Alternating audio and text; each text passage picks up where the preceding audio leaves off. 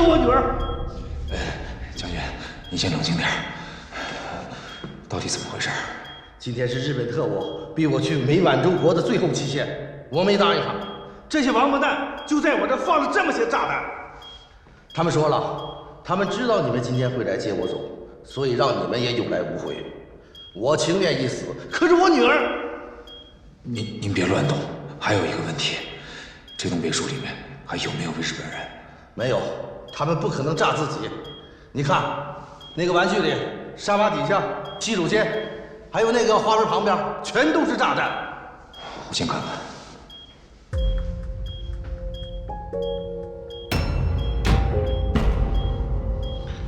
大哥，这些雷是严格按照军队的布雷方法布置的，它们不是普通的爆炸物，而且它们分散在房间的各个地方，有真有假。如果不小心碰到桌子或者是花瓶，就会有可能引发连环爆炸，完全是鬼雷的布雷方法。雷公雷，有办法排雷吗？他们犯的最严重的错误，就是太小看我们中国人了。你别磨磨唧唧了，没时间了。他们说了，强生的钟到12点就爆炸，你还能不能排啊？排不了，赶快想办法救我女儿。曾太君，相信我们吧。闭上眼睛，歇会儿。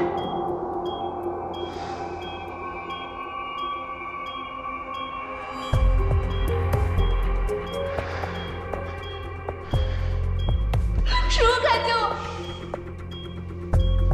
看见了吗？我跟那个叔叔就是一块来救你和你爸爸出去的。相信我们，闭上眼睛，歇会儿。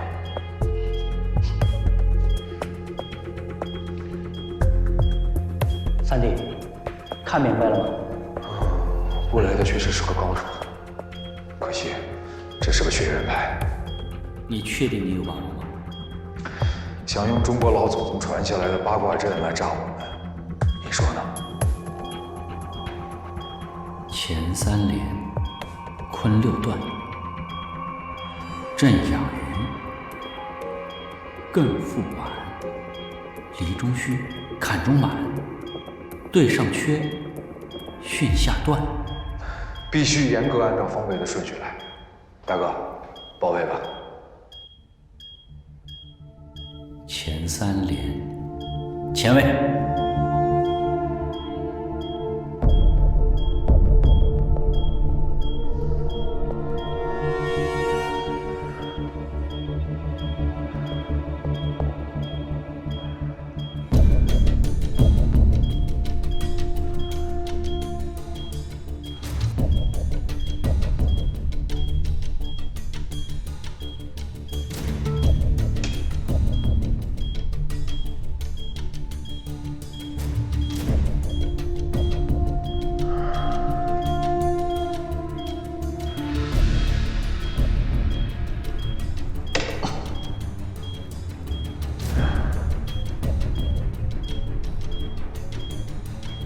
下一个，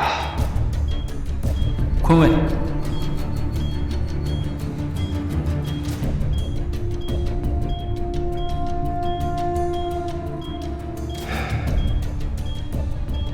小妹妹，别害怕，就当咱们在玩一个游戏，默默的在心里面数100下。当你数完的时候，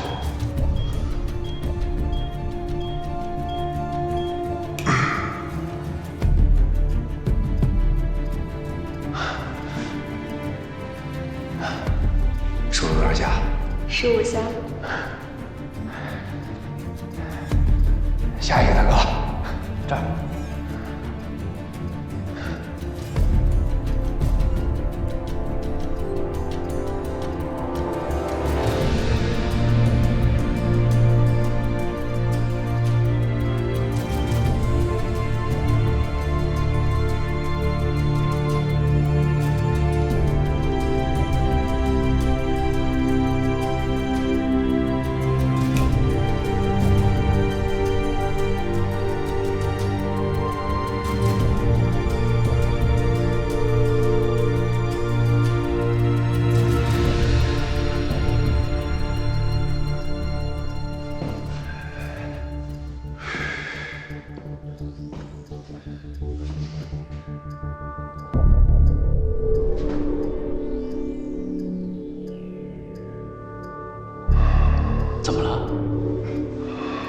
点麻烦。这3根线是从一根银线里面接出来的，所以很难判断哪根是真的，哪根是假的。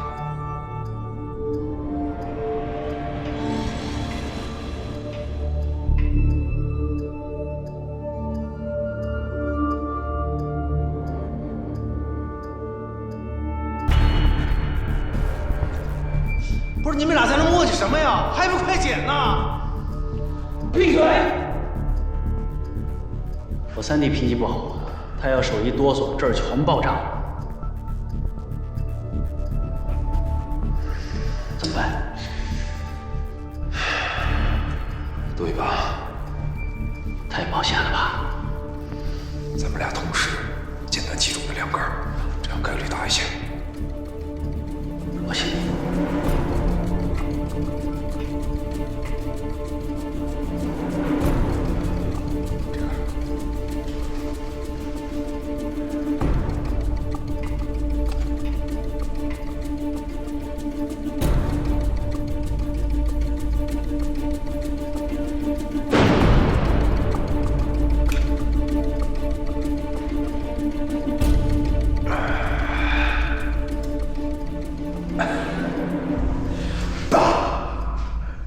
赶紧撤退！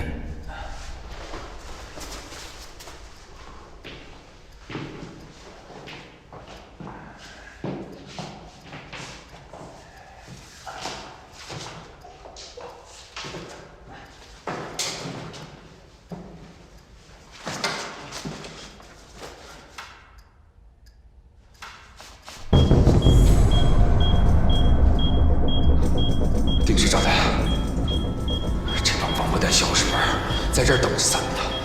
好，走快！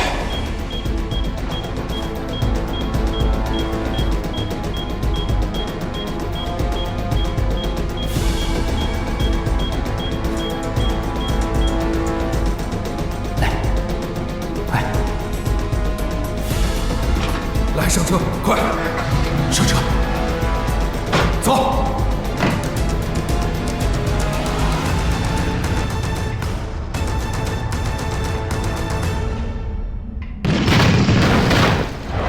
当年亏了你早到一步，到了我还是没把雷拍干净。不就是损失了一栋房子吗？咱们还是完美的完成了任务的。时间过得是真快呀！是。人面不知何处去，桃花依旧笑春风。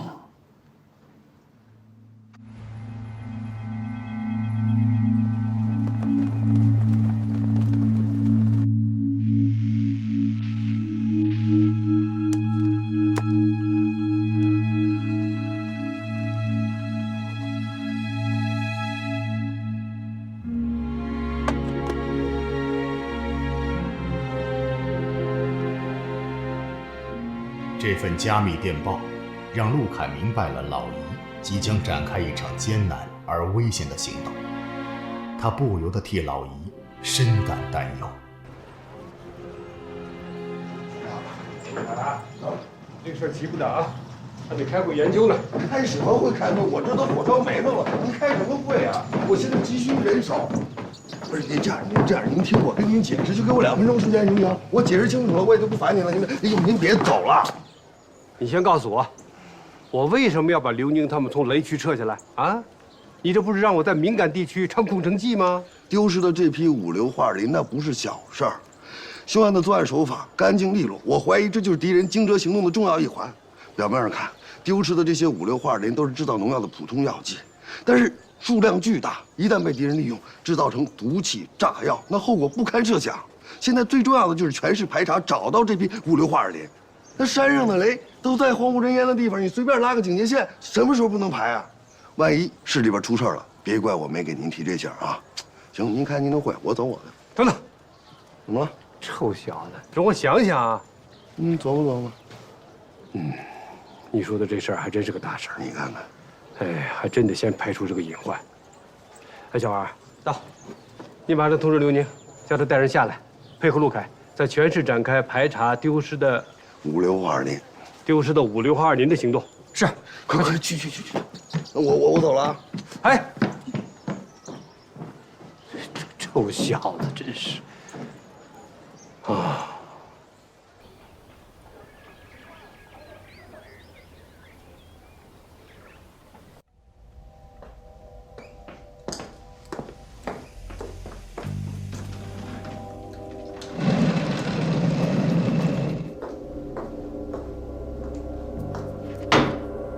静竹小姐来了吧？既然你走了，为什么又选择回来呢？看来盛文君的魅力很大呀。不过好像是因为静竹小姐为了陪我，失去了和盛文君在一起的机会。那，你、我，还有盛文君，我们就一起下地狱吧！山口，你开枪吧！打死我吧！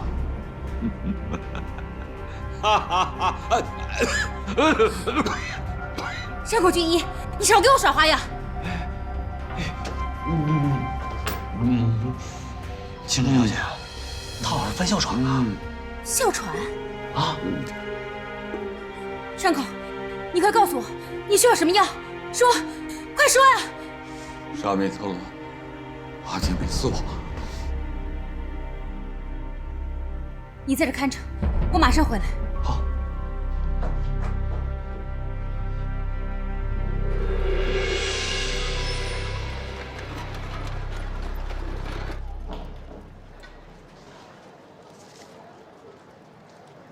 姑娘，你真打算一起买？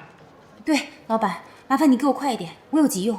就算你要买，那也不能一起吃啊。这两种药，那可是9味48反呐，掺杂一起，那可就不是药，那叫毒药啊！姑娘，你不买药了？静竹小姐，药买来了。死老头，你少给我耍花样！静竹小姐没给我带解药来。山口，我早就该料到你会给我耍这种鬼把戏。想要求死，没那么容易。你的活罪还得远远的受着。活罪？我活着可能会给静竹小姐平添很多活罪吧。你，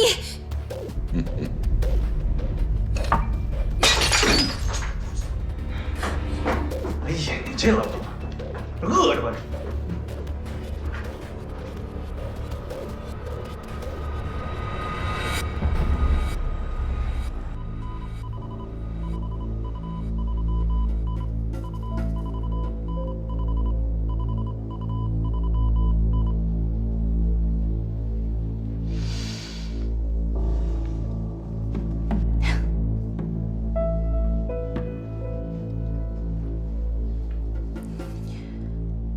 天皇庇佑。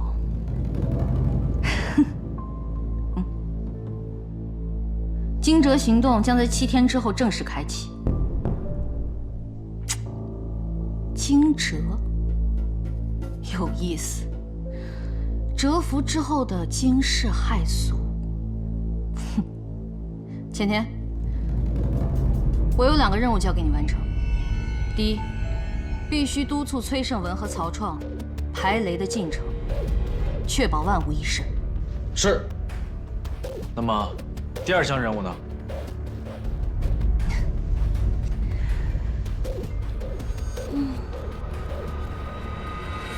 念。万事俱备，只欠东风。惊蛰行动下一步计划在5日内行动。二叔。二叔所说的属实吗？已经联系上了0409，确认军火库排雷工作即将开始。现在只等破译军火库通道，开启密码，其他工作已着手准备。破译密码的事情，谁来负责？由国防部任命的军事特派员曹创。曹创，这个名字听起来有点耳熟啊。是，这个人原来是我们保密局电讯方面的专家，不过这个人在破译密码上的确有独到见解。那就让咱们拭目以待。是。局座，还有一个事要向您汇报。说。就是我们在美国最新扶持的情报机构自由中国那边安插的人告诉我们，最近美国佬对我们的惊蛰行动和二叔非常感兴趣。怎么说？他们监测到了二叔直接和美国佬有电讯方面的联系。什么？确定吗？有没有具体的内容？暂时我们还没有接到具体的内容，但为了谨慎起见，您放心，我已经安排好那边做进一步的确认。我不相信这个二叔，他敢吃里扒外。那您看，我要不要再安排过去一个人加以防范？不急，惊蛰行动马上进入第2阶段，咱们先静观其变，不要自乱了阵脚。是。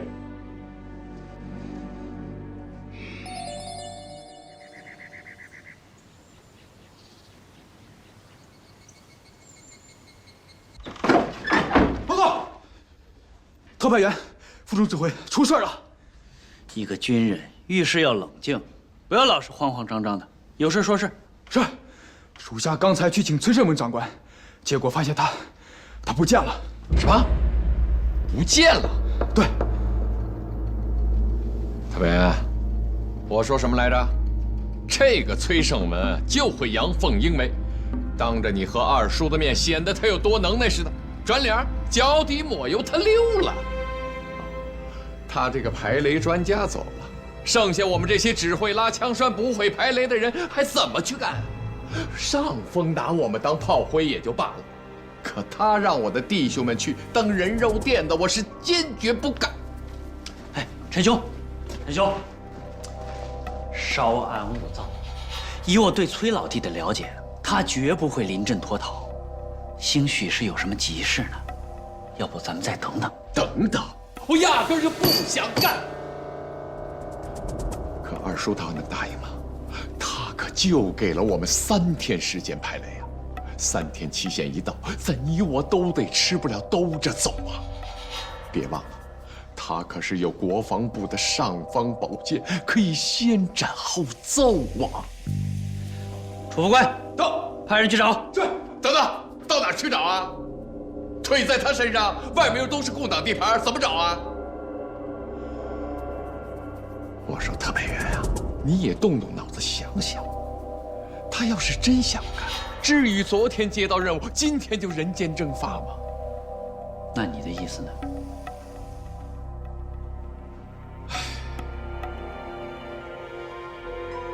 要我说呀，这也是个好事儿。他揽的事儿，他先撂了挑子，自然也就没我们什么事儿。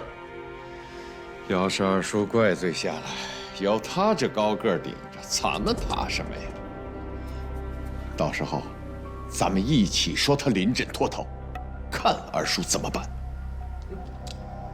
陈将军，惊蛰行动到了关键时候，要是这个节骨眼儿在咱们这儿出了岔子，咱们之前所有的努力都功亏一篑，以后的所谓加官进爵，也都是竹篮打水一场空。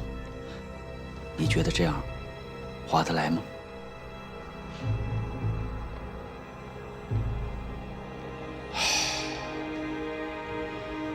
我算是看透了，军人是要不怕死，可也要看为什么。我带着弟兄们熬到今天也不容易，我绝不能让他们莫名其妙地毁灭在这次行动里。陈兄，你的委屈我都明白，但是说来说去，咱们都是党国的军人呐，上峰有令就必须执行，难呐。特派员啊，你是个很仁义的人，我服你。今天上峰能搞个惊蛰行动，明天就会搞一个惊天行动。只要党国还想着复兴，总会不断的搞出各种动静来。咱们犯不着这么着急着去当急先锋啊，死了不也白死吗？还是顺势而为吧。他姓崔的不排雷，我们就等着。这就叫各司其职，各尽其能。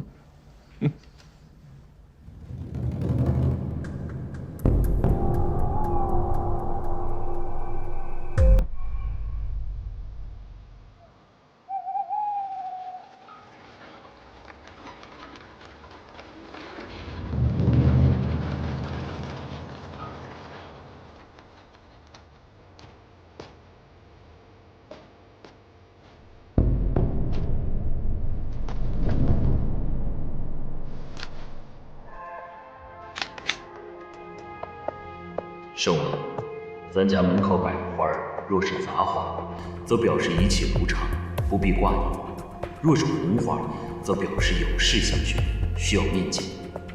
但若换成了白花，那就表示危险迫近，无论如何切不可贸然相见。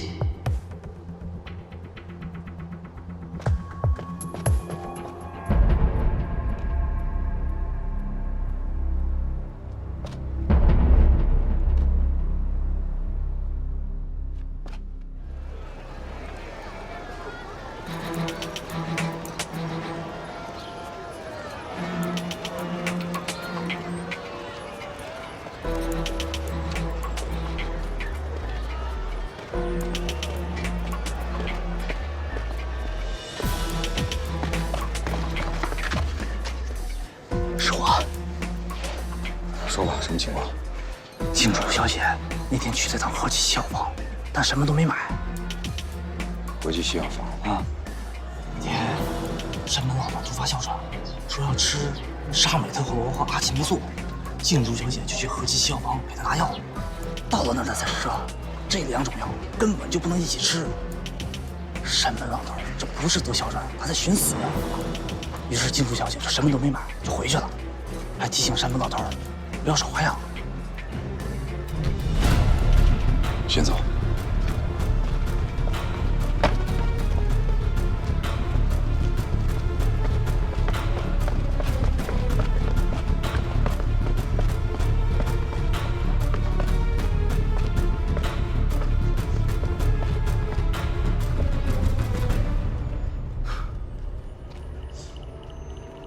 崔胜文，你这人有点意思呀，干嘛老跟着我？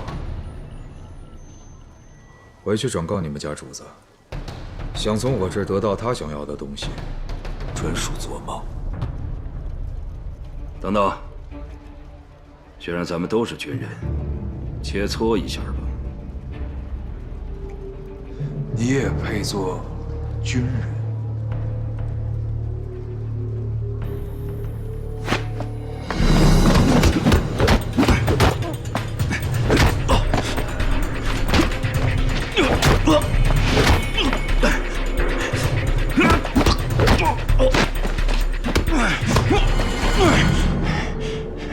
说，为什么老跟着二叔干一些见不得人的勾当？你不怕死吗？我的教官告诉我，一个军人唯一的生存法则就是不怕死。崔胜文，其实我们早就看出来你对党国存有二心。既然你不遵从二叔，为什么还纠缠我们？大路朝天，各走一边。我想干什么，你们管不着。野狼，你当年威风去哪儿了？二叔让我问你，为什么不相信我们？我的教官也教过我，想要成功，就不要相信任何人。你就是为你的贪生怕死找理由，你就是个懦夫！哎，干什么呢？你们俩什么人？为什么打架？关同志，是这样的，他呢欠债不还，还出言不逊，所以是这么回事吗？哎，我不就欠你2块大洋吗？你就动手动脚的，你至于吗你？你是以为我怕你啊？2块大洋就不是钱了是吗？别吵了，现在是新社会了啊，都别跟这耍流氓，小心我带你们进局子。我这儿有1块，我先给你，还有1块下个月给你。谢谢公安同志啊！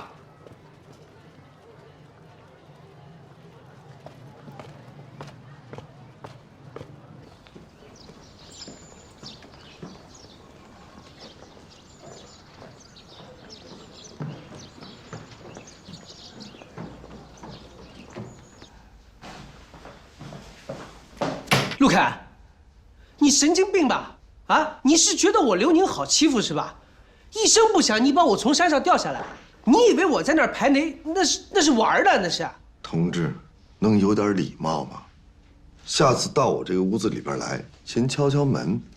你是科长，我也是科长，我凭什么调动你啊？这是局里的命令。你少来这套，你别拿领导说事儿啊！你的事儿是事儿，我的事儿就不是事儿了。你那么厉害，你办案子自己去啊！你拉上我干什么呢？你就是看不得我好。我最后一次警告你啊，下次你再这样，我一点面子都不给你的。刘宁同志，我给你个建议，把你的这些所有的牢骚，你打成报告给局长看去。你跟我这儿逞什么英雄啊？你要真有本事的话，你早2天干嘛去了？是谁信誓旦旦地说3天之内保证完成任务？这都过去几天了，你完成了吗？唉，刘宁同志，我把你借调回来，那是给你个台阶下。你说你不感激我也就算了，你看你还这副模样，跟个孩子似的，捞不着糖吃，满地撒泼打滚。你怎么说话？谁是孩子？你才是孩子呢！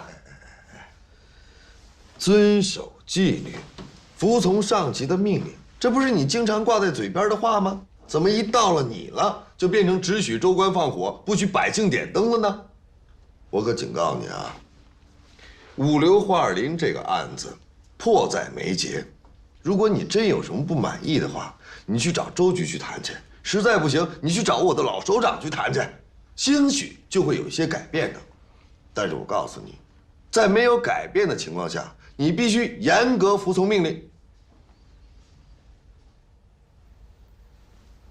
这个我当然知道了，我用得着你教育我啊？知道了，出去，把门关上。嗨，谁说我要走啊？哼，你让我来就来，我走就走啊！你们俩怎么都在这儿？又出事了，跟我走。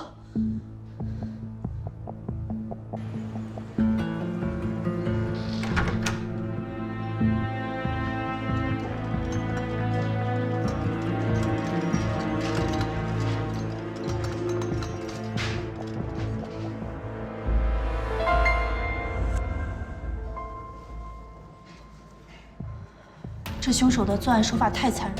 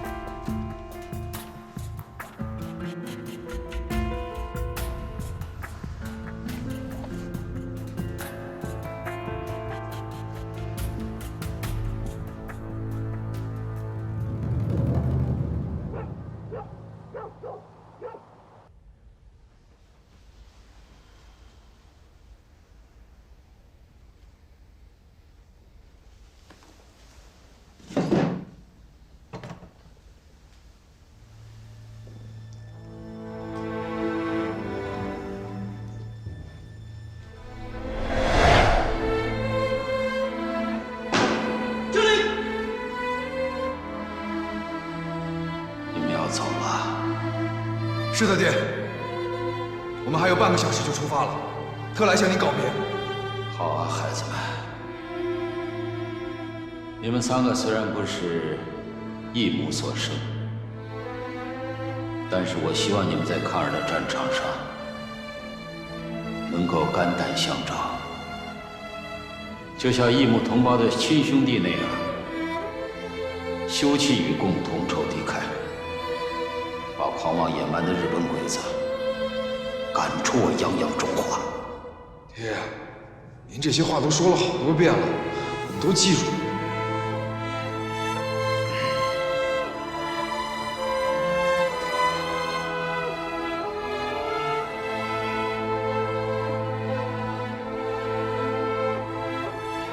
这3把钧刺是我仿照圣文他爷爷的战利品，特意为你们打造的。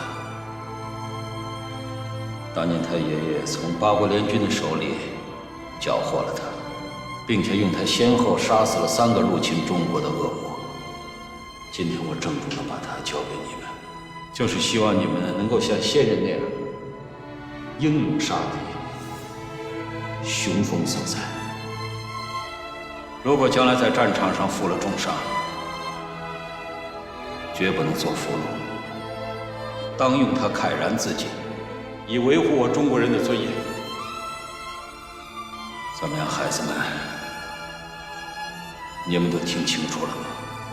刻苦铭记，永世不忘。好。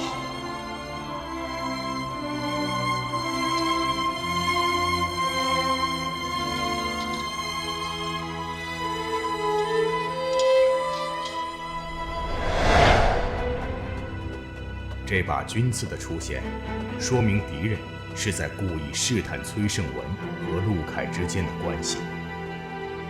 陆凯决定将计就计。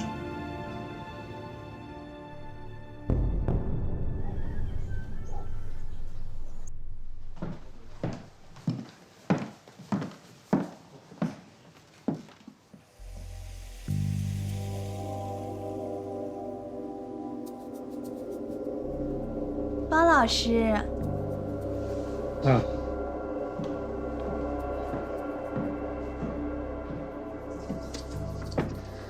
我有一个问题想请教您一下。这个建筑找平的测试依据的是这条线还是这条线啊？小慧啊，这个问题啊，你一定要记住了。建筑找平一定要以水泥砂浆为基础。我明白了，包老师。不过小慧啊，作为老师我得批评你2句啊。作为建筑行业的工程师，我们需要实地考察、监测施工，所以一定要注重自己的着装啊。像这个高跟鞋，那绝对不可以啊。包老师，我知道了，谢谢您对我的指点，我以后有什么问题还得多多向您请教呢。包老师，那我先走了。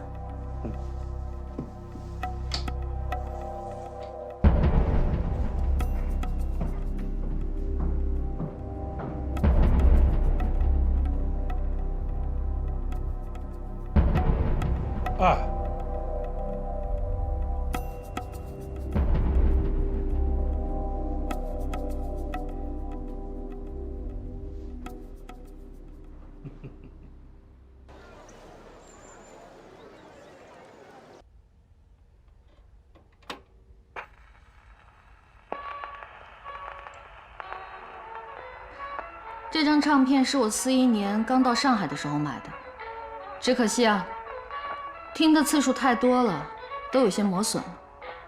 回头我去找找。这个时候就别费这种心了。是。对了，跟您汇报一下，包建华那边已经接触上了。你这是什么进度？我再给你最后2天时间，必须拿下。是。曹创和崔胜文那边呢？他们还没有开始排雷，不过很奇怪。昨天埋伏在山上的共军好像撤了。撤了？对，目前了解到的情况是，他们去追查56号2连丢失的事情，人手不够，有些措手不及。不要被这种表面现象迷惑。您的意思是？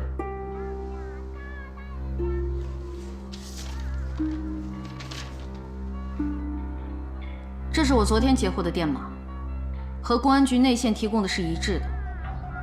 据内线消息，公安局经常能收到他发的电文。那发报的地点呢？黑龙山方向。他们自己人给共军发报？他们可能从来都不是自己人。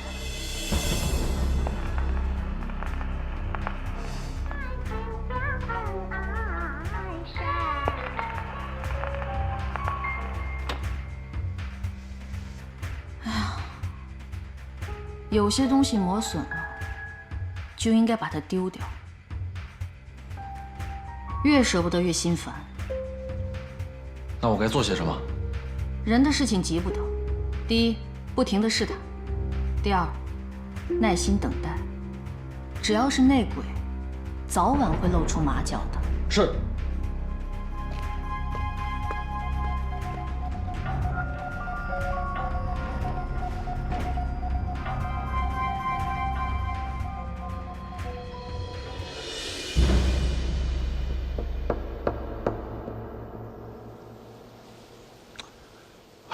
姓崔的果然没有来过呀！是明兄啊，昨天你还镇定自若，今天怎么有点不冷静啊？冷静？我昨天就是那么一说，你还真以为我不担心二叔那家伙？那可是个狠主啊！虽说我不求有功，但也求过呀。万一他把账算在你我头上，还不是得吃不了兜着走？眼看这一天一夜都过去了。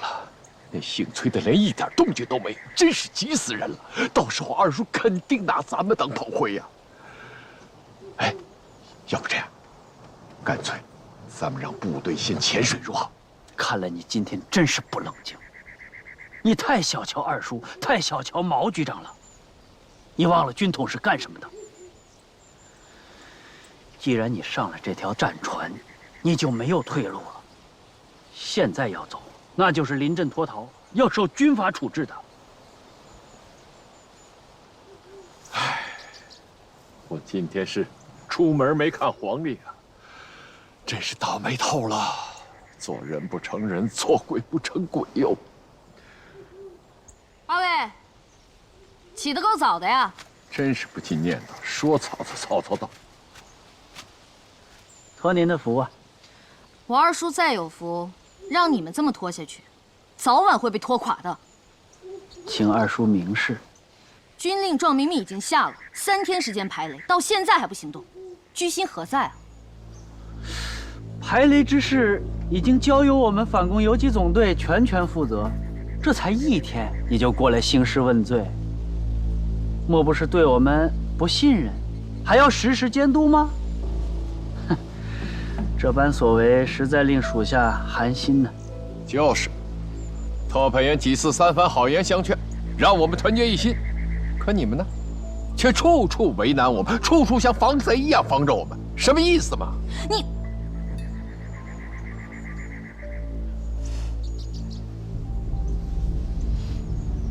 野狼呢？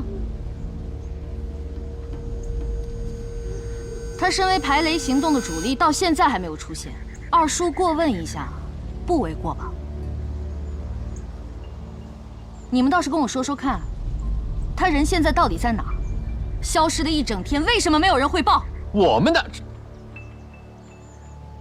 二叔既然知道他消失了1整天，你对他的行踪如此了如指掌。想必跟踪他也不是1天2天了吧？那他具体在哪儿，还请二叔明示啊，省得我们再白跑一趟。二叔找我。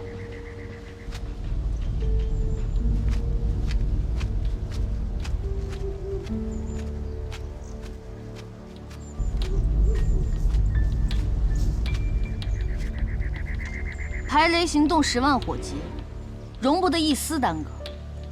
你身为排雷行动的专家，1天1夜音讯全无，你到底去了什么地方？跟你说啊，那叫对牛弹琴。哎，别啊，你还是说出来比较好，免得我们这些兄弟受牵连，当人家的出气筒。就是。这排雷啊，看似简单，但巧妇难为无米之炊。而且如今是共党的天下，你以为这些东西这么容易得到吗？我这一天，就是去准备这些工具了。哦，准备工具，说的挺好听啊。那城西何继孝防一家5口惨死，你以为我不知道是怎么回事吗？你去那个西药房干什么呀？难道你不怕你的身份暴露吗？啊？我崔胜文承诺你的事情，拼了命也会做到。可是我崔胜文自己的事情，谁也别想插手一丝一毫。我这一天，就是去准备这些工具了。哦，准备工具，说的挺好听啊。那城西何继孝防一家5口惨死，你以为我不知道是怎么回事吗？你去那个西药房干什么呀？难道你不怕你的身份暴露吗？啊？我崔胜文承诺你的事情，拼了命也会做到。可是我崔胜文自己的事情，谁也别想插手一丝一毫。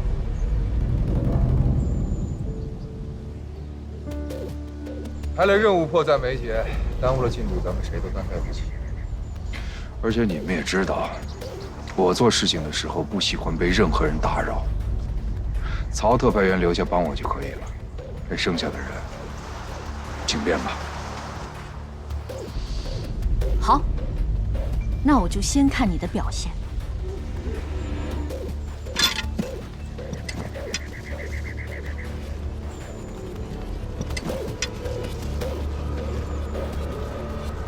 收队，是。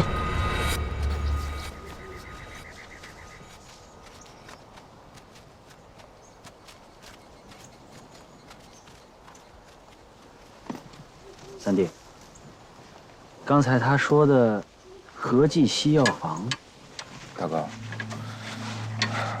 我自有分寸。听大哥一句劝啊，我知道你心里过不去，但是报仇这种事儿，究竟……大哥，别听他们的，可以吗？可以。老三，你没跟我说实话。你敢保证，你跟我说的每一句话都是实话吗？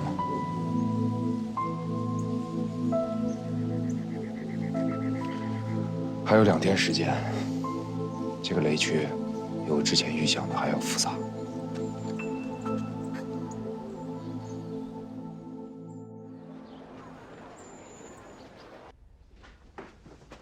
出去！你给我出去！崔会长，您别误会，现在事实都不确定，上面发了协查通报，我们就是过来了解一下情况。我误会什么呀？啊？你们怀疑我儿子还没死？没死，他为什么不回来呀？啊？你们怀疑他是装死，是潜伏特务，对吧？不，崔会长，您误会了，现在只是怀疑，并不是说您儿……你给我住口！我告诉你，我们崔家满门忠烈，即便他参加过国民党，那也是扛枪打鬼子的。现在被你们共产党闹得不明不白，最后连个全尸都没落下，你还跑到我这撒野胡闹，你给我滚出去！滚出去！我还有几个问题没有问。哎，你给我滚！老爷，您别生气，别生气。您先生气，你先出去吧，我求求你了，你先出去吧。哎，出去吧。陈会长，公安同志，公安同志，会长您配合一下行吗？这也是我们的工作呀。先出去吧。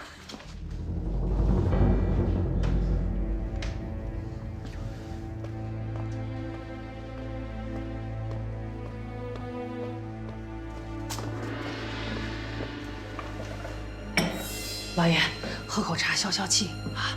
不像话，太不像话了。老爷，我觉得一定是公安他们搞错了。少爷他……陈妈，你把大门口所有的花都换成白色的，告诉崔家上下，这段时间不着色不会客。我看他们谁还敢胡说八道。哎。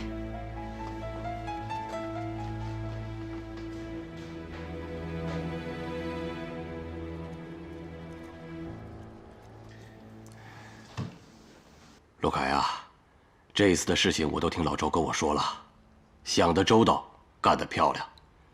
这个戏就是得往真了演。厅长，是大家的功劳，才能把这出戏唱得合辙押韵、滴水不漏。但是有个人不得不提，崔胜文。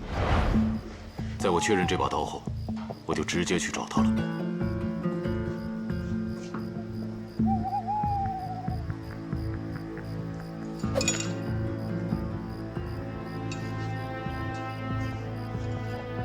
怎么会在你这儿？和纪消防一家五口。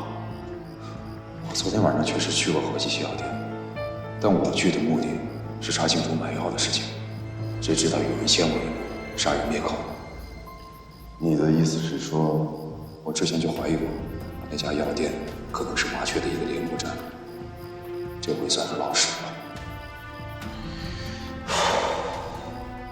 没想到敌人隐藏得那么深，我的错啊。只是可惜了，麻雀刚露了个头，线索就又断了。是狐狸就会露出来的，倒是你太不小心了，怎么会把刺刀留在现场呢？要不是我发现，可就麻烦了。这把军刺绝不是我留在现场的，几年前在一次行动中，我就把这把军刺给弄丢了。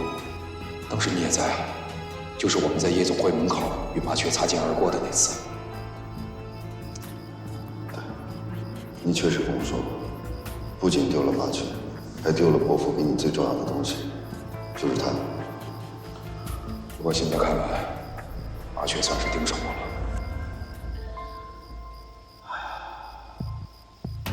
他们把刺刀留在现场，就是为了嫁祸，引起我们的注意，并且同时也在试探我是不是已经向你们投诚，在跟你们合作。敌人不可小觑啊，胜男，你要小心。麻雀和你斗了那么多年，他对你是恨之入骨。二哥，你放心，我们手上的牌足以让麻雀不敢对我痛下杀手。我现在想做的就是打草惊蛇，让麻雀尽快的撕掉画皮跳出来。不过得麻烦二哥你利用公安干警大张旗鼓的追查我，这样他就知道我跟你们不在一条船上，我还有利用价值。我知道该怎么做，放心吧。要不是他谨慎有预见性，恐怕后果就不堪设想了。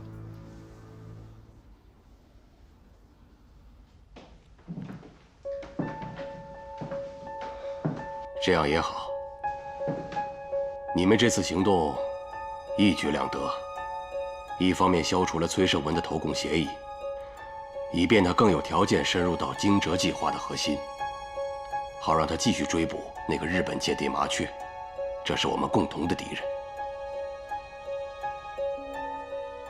另外，你们也保护了崔胜文的家人。这个崔胜文虽然在暗处，但是他的家人在明处。我们绝对不能因为我们工作上的疏忽，让他的家人有什么闪失。啊，那个追捕崔胜文的通缉令发下去了吧？发下去了。啊，山上雷区的情况怎么样？崔胜文接到代号2叔的命令，要他在雷区开辟出一条通往武器库大门的小路。为了配合崔胜文的行动，也为了避免打草惊蛇，我们的人在2天前就已经撤下山了。据线报获知，他们已经开始排雷了，而且代号2叔派出了小分队，一天24小时在雷区附近巡逻，一直紧盯着排雷的进度。看来他一定是心想着对仓库中的武器势在必得。我真想不明白了，这个毛人凤到底是怎么想的？800万的军队被我们打得分崩离析、溃不成军，他却在这费这么大劲弄这么一点武器，有什么用呢？还搞什么惊蛰行动？依我看，依旧是瞎子点灯，白费了。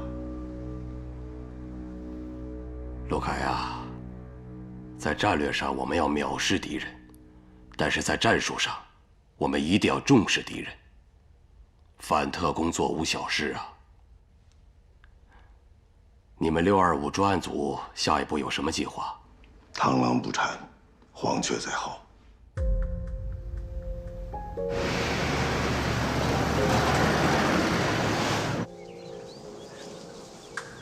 三弟，你可是排雷专家呀！你猜猜这帮家伙给咱们留下什么好东西？这个区域树木繁茂，道路蜿蜒，埋反坦克地雷呢，纯属天方夜谭。估计他们也不会那么浪费，埋几个反坦克，就是吓唬人的。那你的意思，他们埋的多是跳雷？估计啊，共产党已经把防步兵雷排得七七八八了。我最担心的还是一种小心。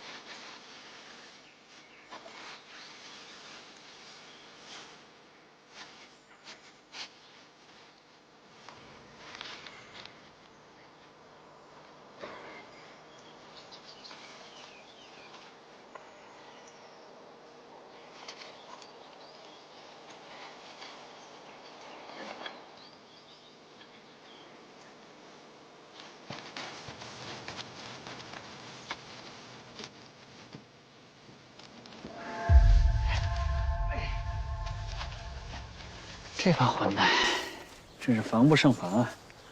这帮小日本埋雷很有自己的一套，咱们还是得尽量的手轻脚轻，多留个心眼儿。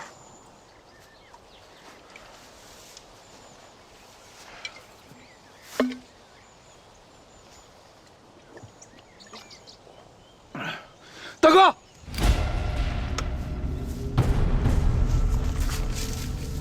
这是什么？这就是我最担心的鬼雷了。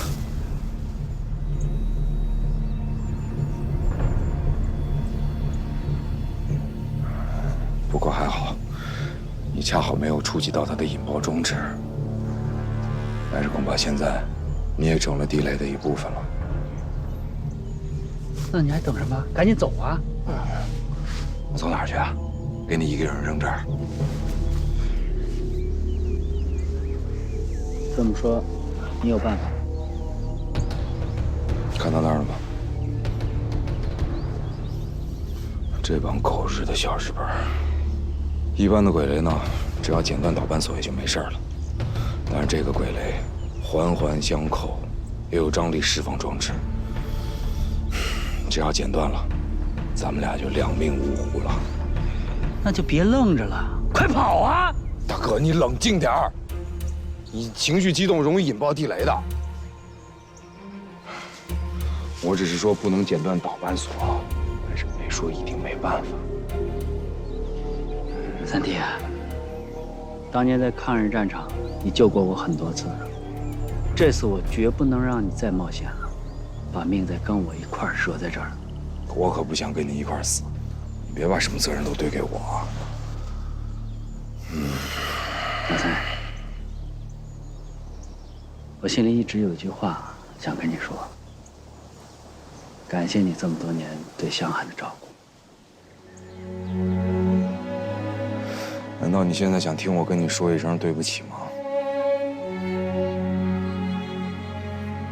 咱们是生死兄弟。看来是大哥心眼小了。来，保持这个姿势啊。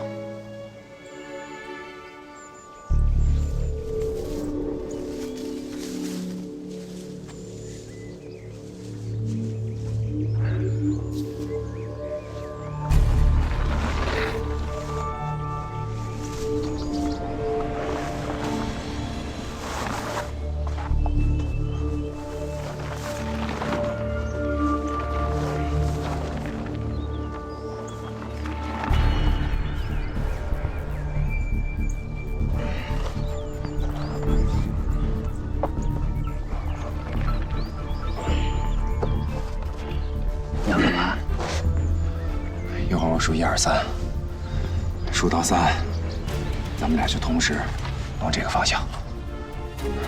准备好了吗？1、2、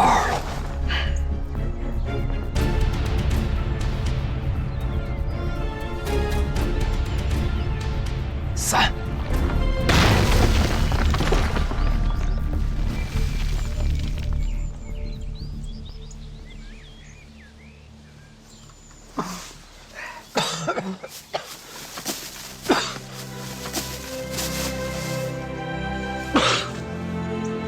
小兔子，你不是排雷专家吗？怎么还让它爆炸了？至少大哥你这条命还在吧？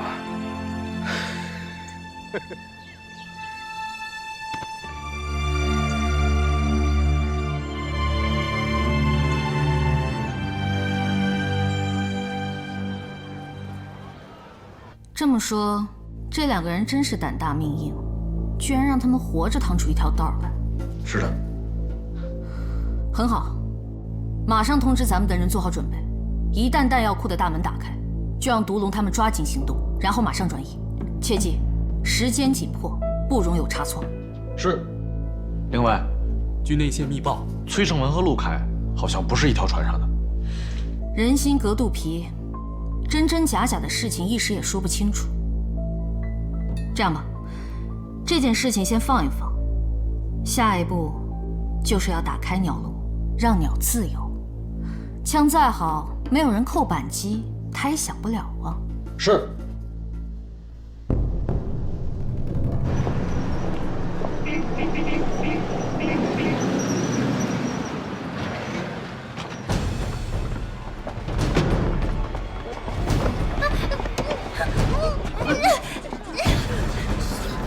没你们的事儿。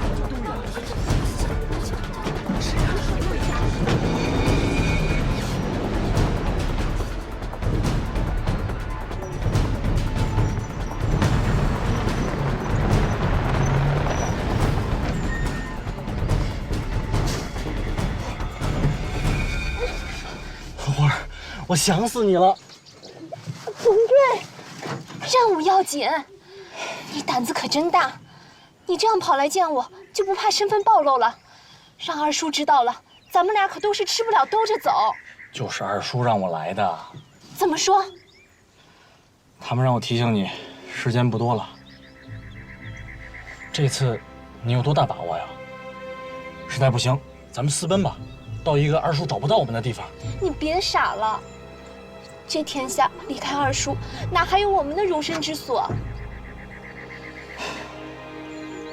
你放心，我都准备好了。这一次，10拿9稳。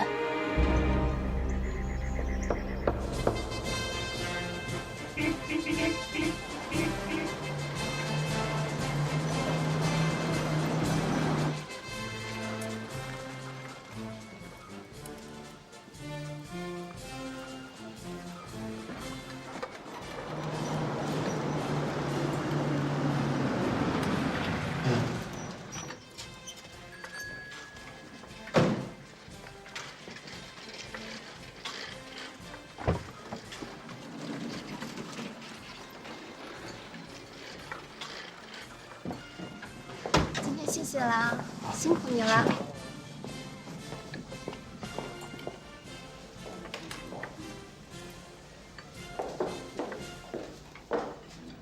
方老师，真不好意思，让您久等了。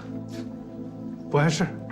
方老师，这家店我不熟，就受累您来点餐吧。您爱吃什么？小同志。哎。点菜。哎。糖醋里脊1份，老醋折头1份，粗盐木耳1碟。对了，不管是凉菜还是蘸料，都要放山西宁化府的老陈醋。好嘞。方老师，你今天约我出来有什么事儿啊？该不是看人家成绩不好，要给我私下开小灶吧？小慧啊，作为老师，我得提醒你一下啊，学生，对吧？就要以学业为重，个人问题可以放到以后再说嘛。个人的事情。哦，包老师，您误会了，刚才送我的是我哥哥。啊？是吗？哟，怪不得您这一脸不高兴的，还点了那样一桌子菜，原来您这是吃我醋啊！鬼机灵，真是鬼机灵啊！来，先喝水啊。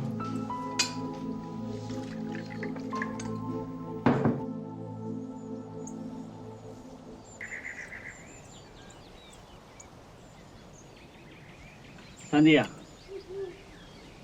咱们现在和军火库只有一门之隔了，但是这个门邪门了，要不要用枪啊？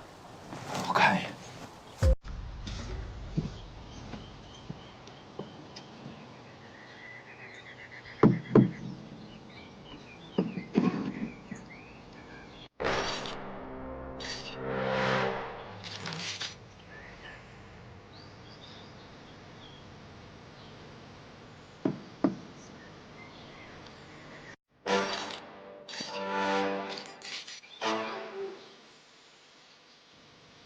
怎么样？比我想象的还要棘手。这个门啊，设计得非常精巧，它本身就带有多锁联动装置，而且我怀疑它极有可能是一个联动自爆装置的门锁。只要咱们强行开门，或者是密码输入错误，就会引发爆炸，炸毁整个军火库。也就是说，这道门是多米诺骨牌的第一块。只要他出问题，就会全军覆没。可以这么认为。这个门谁能开得了啊？二叔这道指令，实在是难以琢磨。这刀山火海，还得咱哥俩来个九死一生。管他打的是什么算盘，咱们这就回去问问他，没准这密钥就在他手上。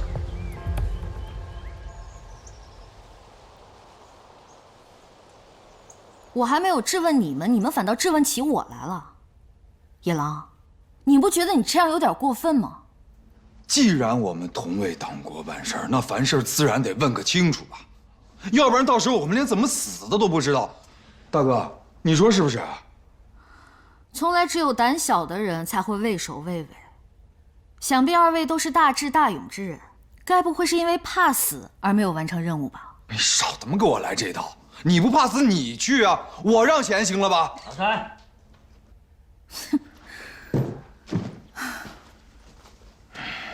对总指挥这么没礼貌，坐下。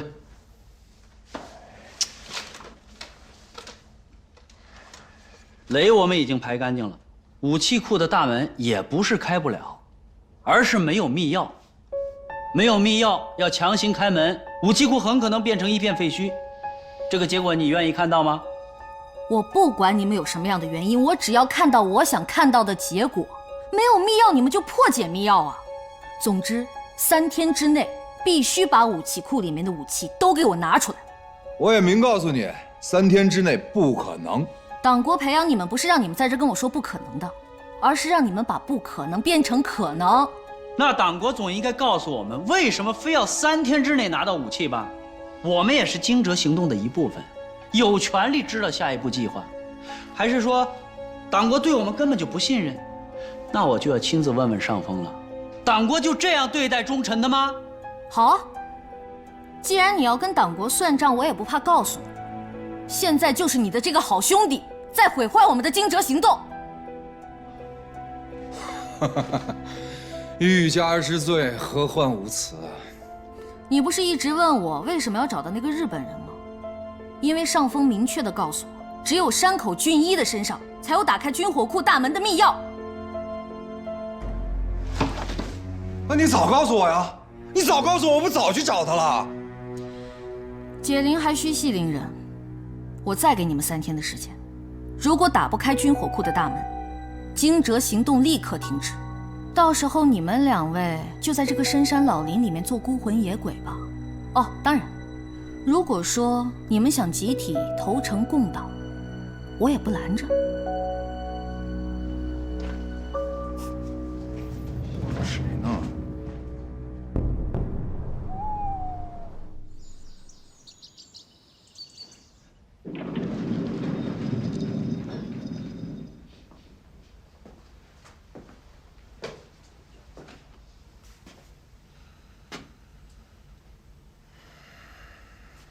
饭菜还不错吧？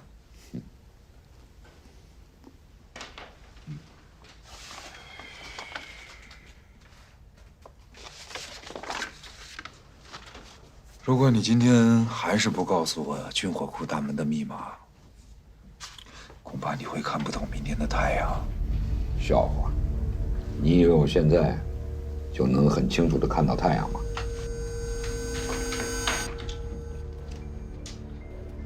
好吧，那我答应你，在你临死之前，我一定让你好好的看一回太阳。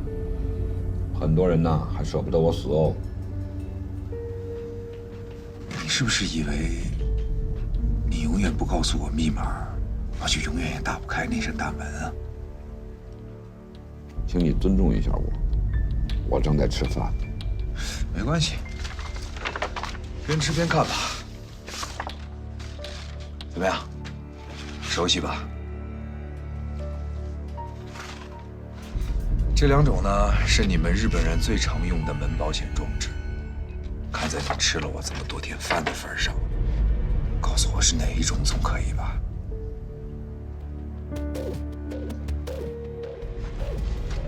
我猜是这一种。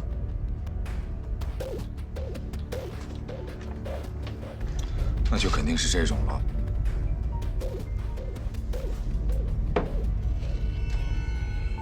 就是这家。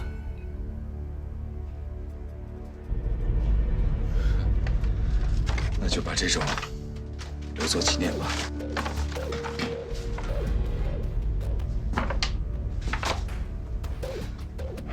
谢谢你，山口俊一先生。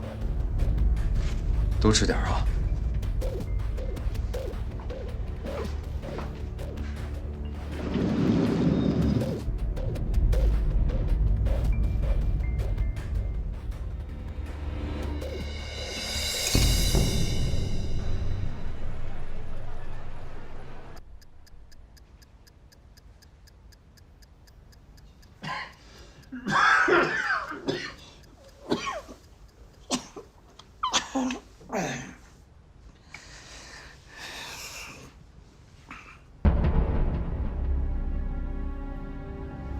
小慧，这怎么回事？怎么，包老师这连裤子还没提上，就翻脸不认人了？宝贝，不，小慧，我怎么？亲爱的包老师，你就乖乖的把春江大桥的设计图交出来吧。大桥设计图？小慧啊，你到底是什么人啊？你刚才不是还叫我宝贝儿吗？你以后可要乖乖的听话。我听话。小慧啊，念在咱们师生一场，你让我去一趟你少废话，赶紧把图纸给我交出来，否则我要了你的命！好，我交。小慧啊，念在咱们师生一场，你让我去一趟洗手间。不是我这个人过于紧张，一紧张就……哎呀，小慧啊，你手里拿着这个呢，我还能耍什么花样吗？我求你了，啊！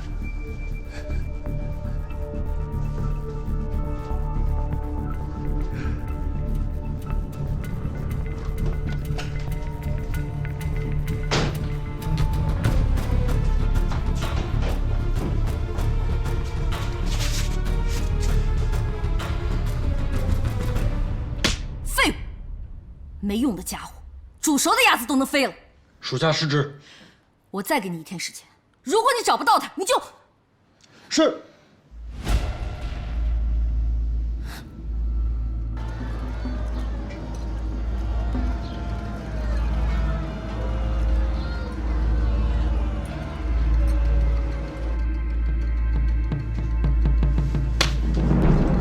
混蛋！我实在没想到他那么狡猾，跟我说去趟洗手间，结果人就跑了。图纸呢？冯瑞，看在咱俩好了这么久的份上，你就再给我点时间吧，我一定会拿到图纸的。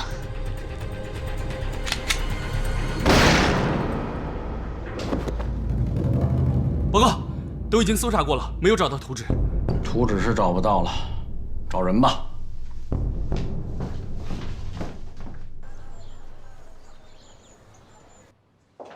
科长，这个陆凯实在太过分了，他简直就是存心在整我。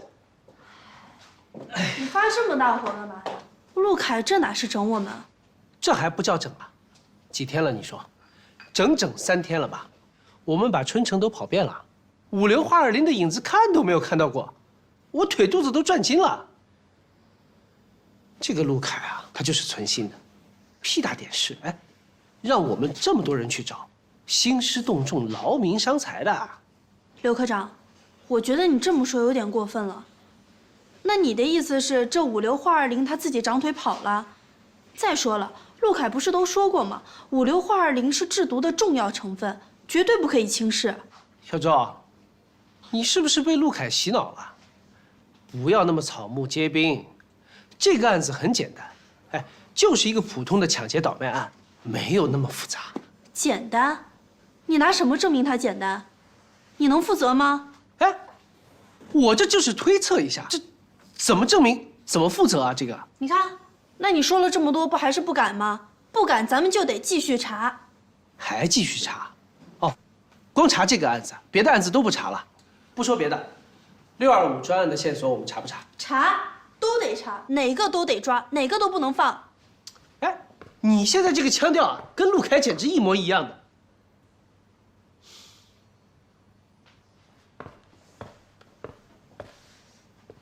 真的？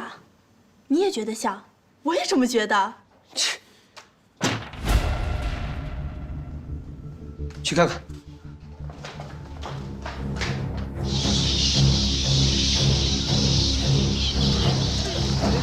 看这个，这全是鸟啊！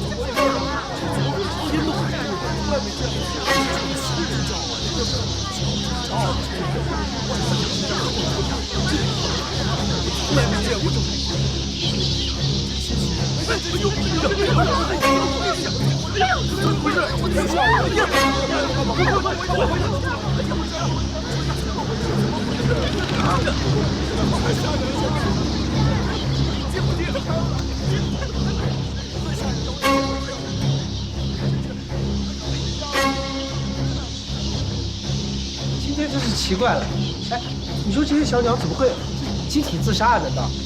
我看这个事情我们管不了的，还是找卫生局吧。对，马上通知卫生局。我看这事儿没这么简单。又没这么简单，刚才不是刚说过你吗？不要草木皆兵。哎，你真以为你是陆凯啊？这个东西啊，我见过啊，在我们南方叫擒获乱，啊，不常见，但是也不是什么大事情。我还是通知卫生局，好吧？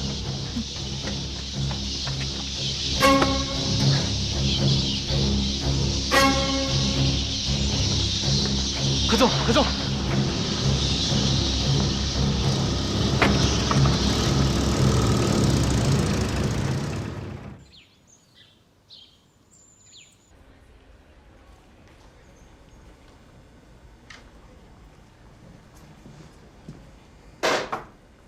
请进。郑教授，您好。您好，您是公安局的刘科长吗？是的，是的。你好，刚才所里领导跟我通个气儿了，说公安局的同志今天要下来走访，欢迎，欢迎啊！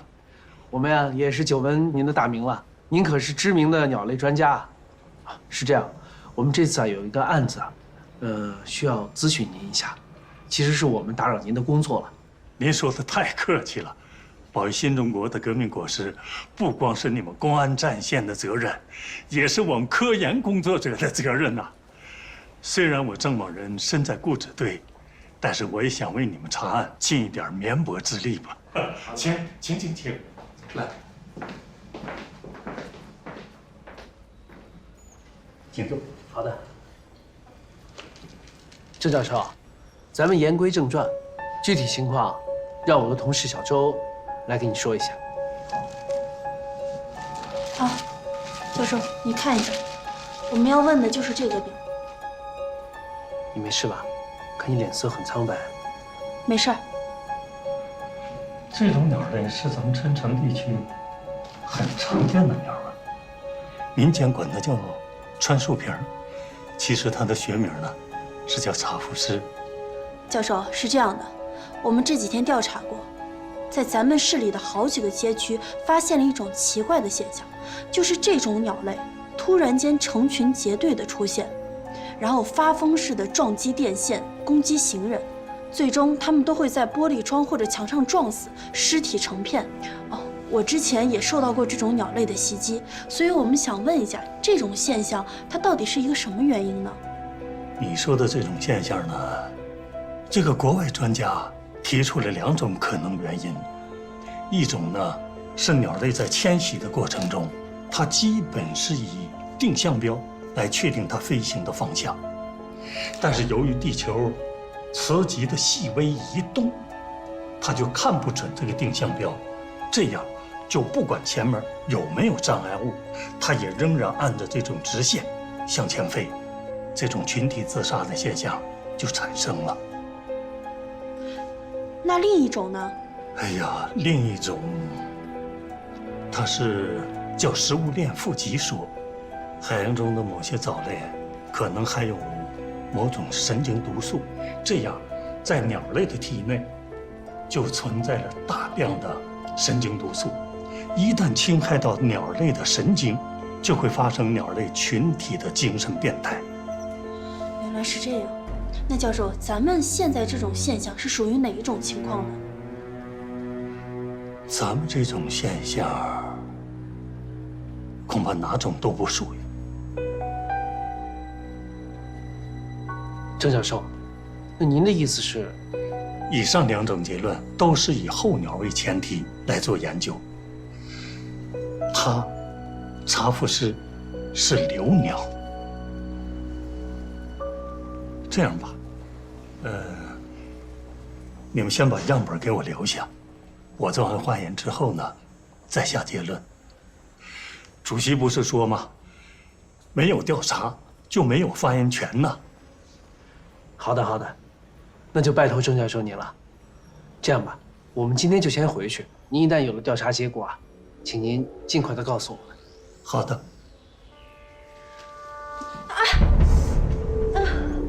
小周，你怎么了？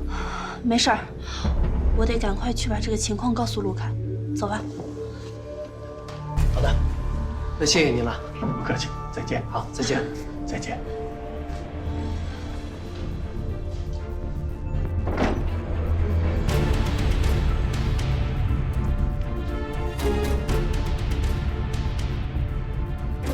给我搜！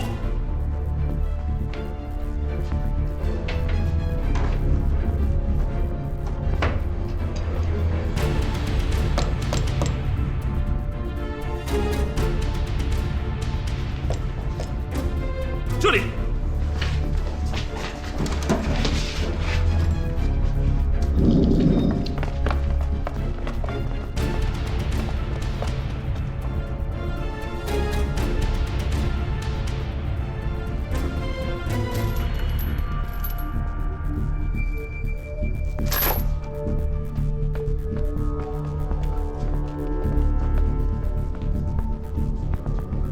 混蛋！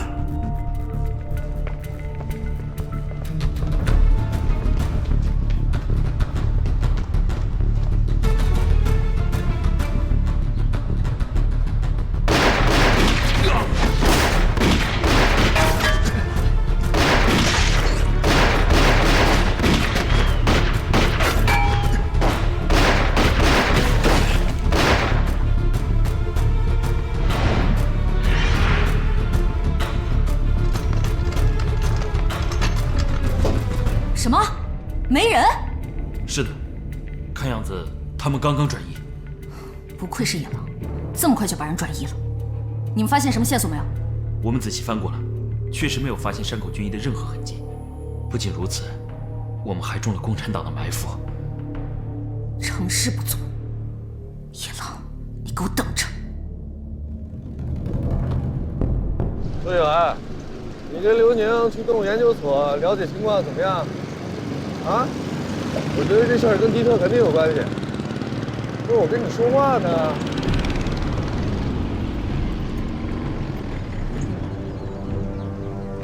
你怎么了？啊？这怎么了？这是？啊？你说句话呀！你可别吓唬我，我这就送你去医院。